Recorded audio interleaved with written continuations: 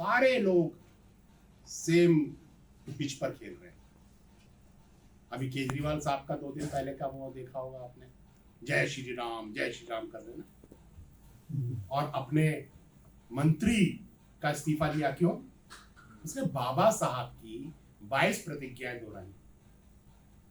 अब वो 22 प्रतिज्ञाएं कोई आज की तो नहीं है, तो बाबा साहब के वक्त की है ना, उन्होंने दोहराई थी अपने अनुयायियों को।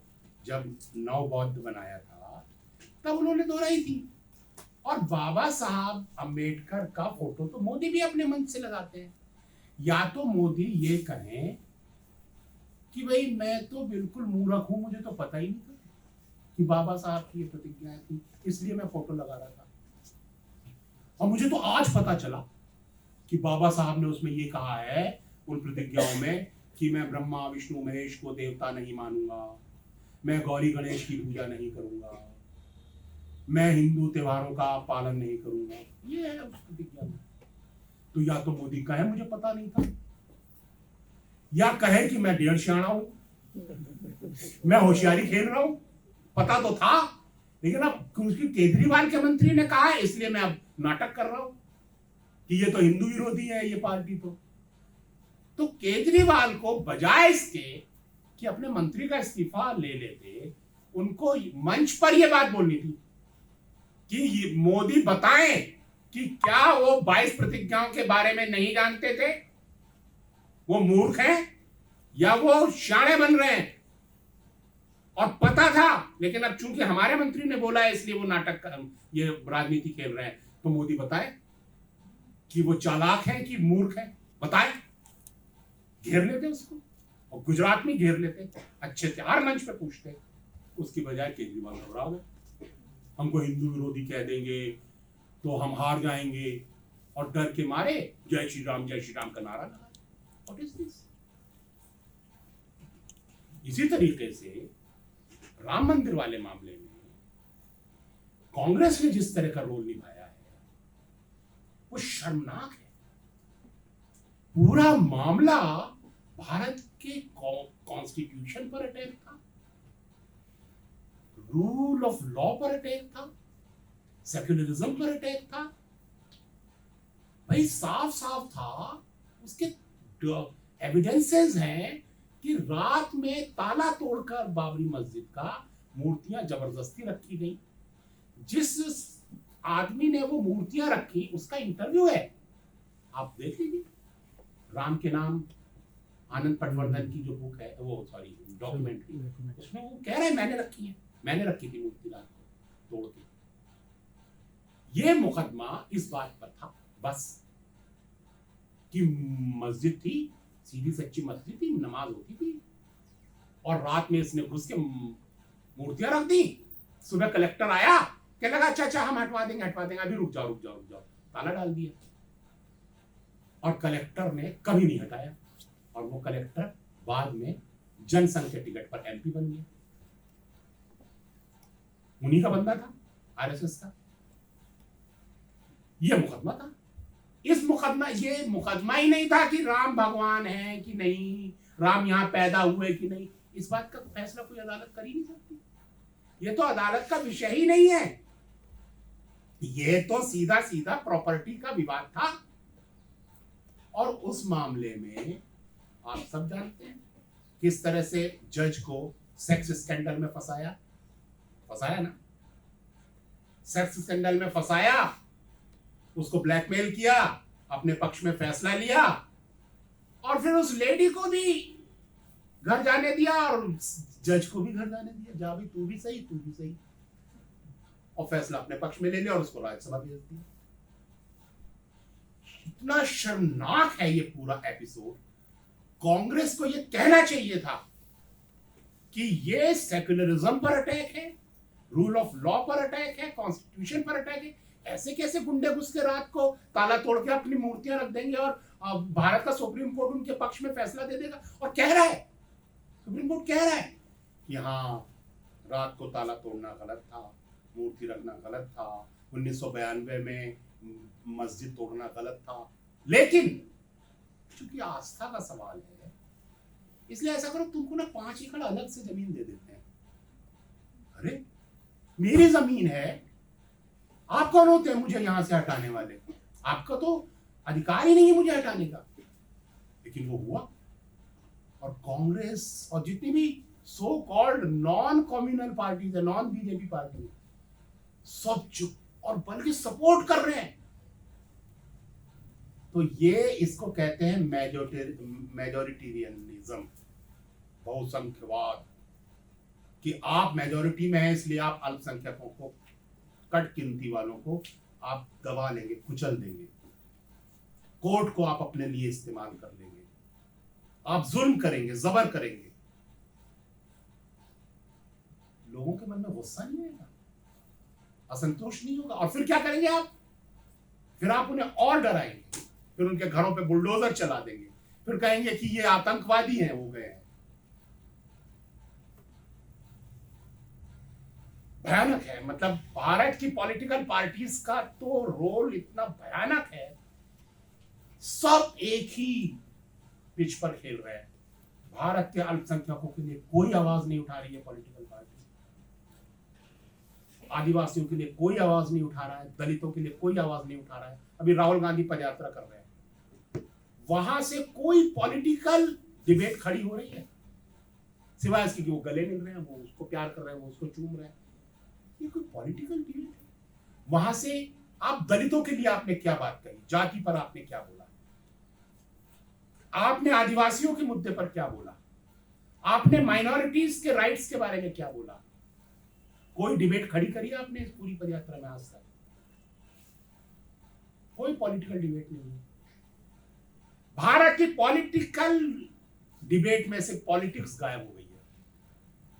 अब बात यह हो रही है कि उन्होंने, मोदी जी ने एम्बुलेंस को रास्ता दे दिया, वो कितने महान हैं, तो राहुल गांधी ने उसको गले लगा लिया, वो कितने महान हैं। नॉन पॉलिटिकल डिबेट हो रही है।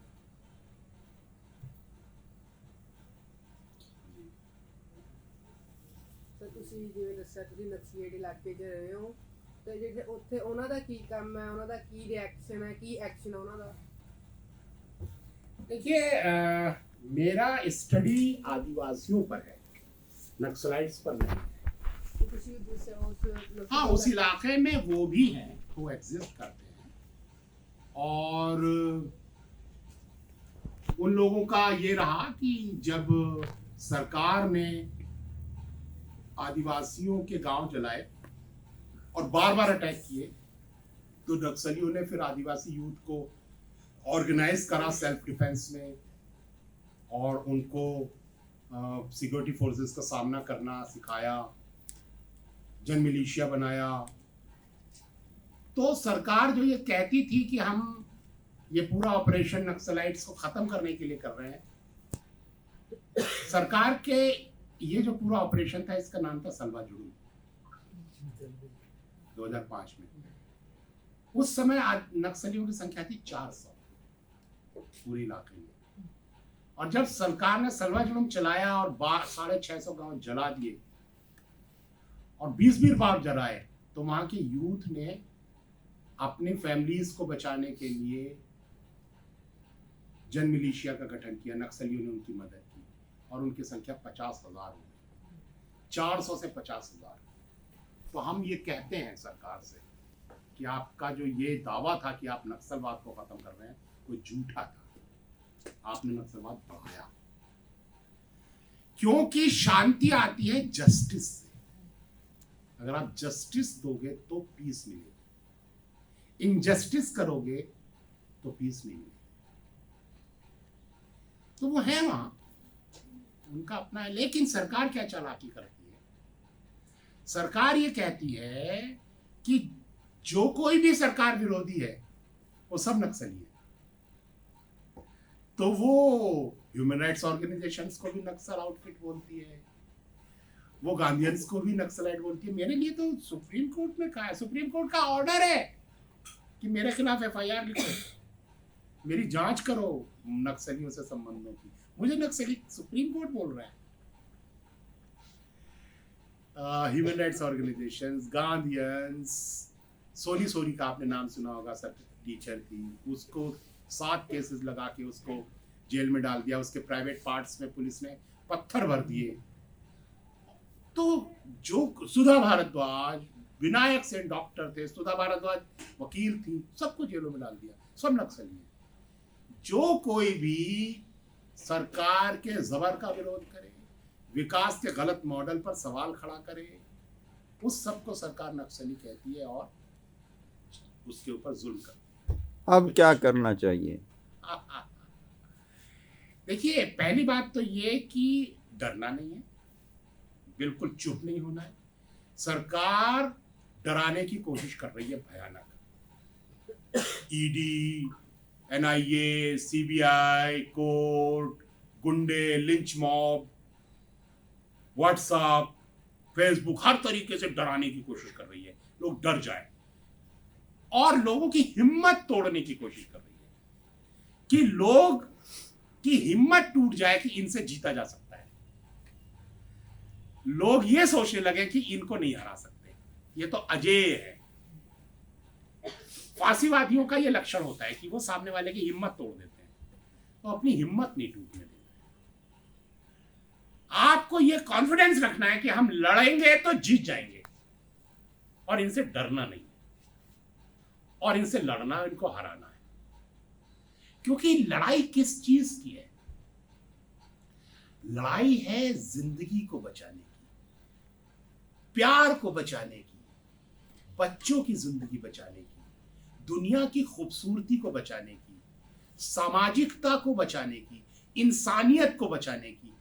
क्योंकि ये लोग इन्हीं चीजों पर हमला कर रहे हैं। वो आपको दंगाई भीड़ में बदल रहे हैं।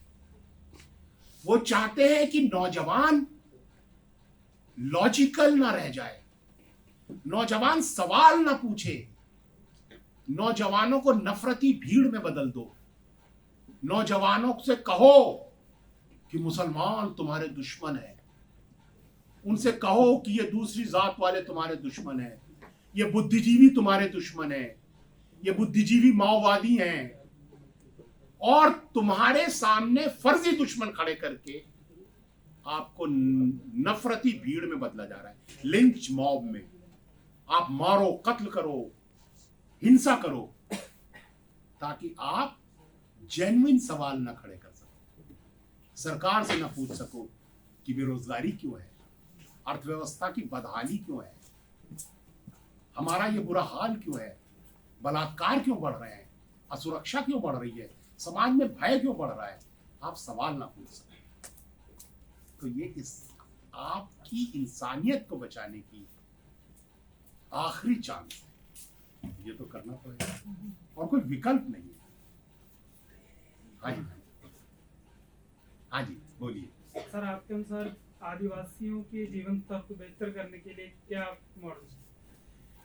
भाई, आदिवासी कब कह रहा है आप मेरा जीवन स्तर बेहतर कर दो? दरअसल हम आदिवासी के जीवन स्तर बेहतर करने की बजाय हम आदिवासी इलाकों में जाते हैं अपना जीवन स्तर बेहतर करने। भारत का जो कोर इंडस्ट्रियल सेक्टर है वो आदिवासी इलाकों से मिले हुए सामानों से ही खड़ा है। Steel, coal, electricity, wood, water, minerals, सब तो आदिवासी इलाके से आ रहा है। आदिवासी का कौन सा हमने इकोनॉमिक स्टेटस अच्छा कर दिया? अपना किया। तो हम तो झूठ बोलते हैं कि हम आदिवासी का भला करने जा रहे हैं, वहां हम तो अपना भला करते हैं। पूरा डेवलपमेंट का मॉडल आदिवासी के खिलाफ है, और पूंजीपति के लिए काम करने वाले मुट्ठी भर शहरी लोगों के लिए है। और वो जो मुट्ठी भर लोग हैं वो भी इंडस्ट्रियलिस्ट की, पूंजीपति की बनाई हुई शिक्षा प्रणाली में से निकल के गुलाम तैयार हो रहे हैं। बस वही लोग हैं, और उनको भी अब वो कम करता जा रहा है। तो ये तो बिल्कुल झूठी खबर है कि हम आदिवासियों का आर्थिक विकास करने वाले हैं। आदिवासी का देखिए लाइफस्टाइल क्या है। उसके पास बस्तर का जो पॉपुलेशन घनत्व है वो 1 किलोमीटर में 50 लोग हैं। एक झोपड़ी यहाँ है, एक आधी किलोमीटर दूर है, एक वहाँ है, बीच में नदी है, पहाड़ है, सुंदर जंगल है, खूब जानवर हैं। और वो एक फसल लेता है और उसके बाद जो उसके जानवर हैं, गाय बैल, उनको छोड़ देता है। उसके बाद जो जमीनें हैं वो किसी की प्राइवेट जमीन नहीं रहती, वो फिर कम्युनिटी रिसोर्स है। सबके गाय बैल सबकी जमीनों में घूमते फिरते हैं, घास खाएंगे, घूमेंगे फिरेंगे, जंगल सबके हैं। हमारी बेटियां, मेरी 2 बेटियां वहीं पैदा हुई। किसी भी पेड़ के आम खा लो, कहीं जामुन खा लो, कहीं तेंदू खा लो, खूब फल है वहाँ, खूब जंगल है। कोई नहीं रोकता है कि ये हमारा पेड़ है, हमारा जंगल है, वो कम्युनिटी रिसोर्स है। और उसके पास मुर्गी है, उसके पास बकरा बकरी है, उसके पास सुअर है, उसके पास गाय बैल है। उसको अगर 200 रुपए की जरूरत है, वो मुर्गी पकड़ेगा, हाट जाएगा, 200 रुपए में बेचेगा, अपना 200 रुपए का सामान लेके घर आ जाएगा।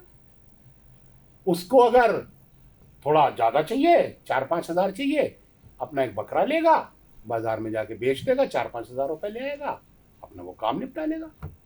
उसको खेत समतलीकरण कराना है, या खेत में मेड़ डालनी है, या शादी ब्याह में जरूरत है, वो 2 बैल बेच लेगा अपने। या उसको मेड़ डलवानी है, 1 बैल काटेगा या गाय काटेगा, गांव वालों को फीस्ट देगा, सब लोग मिलके उसकी मेड़ डाल देंगे, हो गया उसका काम। उसकी अर्थव्यवस्था ये है। उसके पास वो एटीएम है उसका, और उसके पास सारे रिसोर्सेज है। मतलब वो मुर्गी के घूमने के लिए भी जगह है, बकरा बकरी के चरने के लिए भी जगह है, गाय बैलों के घूमने के लिए भी जगह है। अब आप अपना मॉडल लेके पहुंचते हैं, ये क्या यार, तू तो पिछड़ा आदमी है, तेरे को हम डेवलप करते हैं। ऐसा कर, तेरी जमीन ना अडानी जी को दे दे, अडानी जी कर देंगे विकास, फिर ना तेरे पास कार होगी स्कोडा, फिर ना उसको पता है नहीं होगी, क्योंकि अब तक उसके साथ धोखा ही हुआ है। आदिवासी इलाकों में सिवाय बर्बादी के कुछ नहीं दिया। चंद मुट्ठी भर लोगों को फायदा पहुंचाने के अलावा इस विकास के मॉडल ने कुछ नहीं दिया। ना रोजगार, उसके खेत बर्बाद, उसकी नदियां बर्बाद, उसके पहाड़ बर्बाद, सब बर्बाद करके ये लोग रेप एंड रन वाले लोग हैं। जमीन के साथ बलात्कार करो और भाग जाओ, खोदो और भागो। Mining is a dirty business. तो वो आदिवासी को पता है, तो वो चक्कर में पड़ता नहीं है। फिर हम जो शहर के लोग हैं, हम सबसे गरीब लोग हैं, हमारे पास कुछ नहीं है, हम कुछ नहीं उगाते। हमारे पास ना अनाज है, ना कपड़ा है, ना खनिज है, ना सब्जी है, ना मछली है, ना दूध है। हमारे पास कुछ नहीं है। ये सब किसके पास है? ये गांव वाले के पास है। हमारे पास क्या है? हमारे पास कागज का नोट है।